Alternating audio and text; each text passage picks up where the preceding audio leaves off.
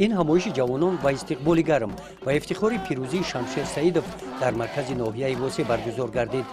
شمشیر سعیدов در مسابقه بین المللی شامی بوکس که در شهر دوشنبه روز 16 فوریه برگزار گشت در وزن 67 کیلوگرم غالب این مسابقه جهانی گردید.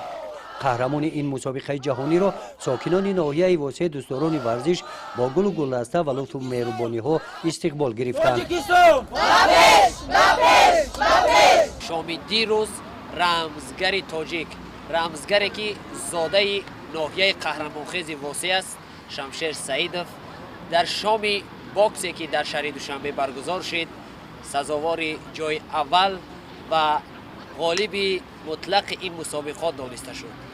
ما کلی جوانان دوران صاحب استقلال همه مظفریت ها و غالبیت های خود را به واسطه هدایت ها و نصیحت های پدرانه پیشوای معظم ملت میدانیم و باز هم کوشش می نماییم که در تمام ساحه های کشور سهمگذار باشیم و برای گلگل شکوفایی این سرزمین بیشتاسا ذره هم باشد سهم ارزنده خویش را گذاریم. در جمعیتی که با افتخار شمشیر سعیدов در مرکز ناحیه دایر کرده شد، رئیس ناحیه واسه در برآمدشون قید نمودند که محض جوانانند که در عمومی‌گردانی ورزش نقشی اساسی داشته با شرافت پیروزی های آنها پرچم تاجیکستان محبوب ما در گوشه های گوناگون دنیا پرافشانی میکند.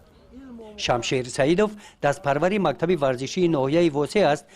در مصاحبه با ما گفت که با مسابقه های سطح جهانی آمادگیش را جدی دیده است و باوری دارد که در آینده نیز در این مسابقه ها اشتراک نموده پرچم تاجیکستان را بلند می‌بردارد.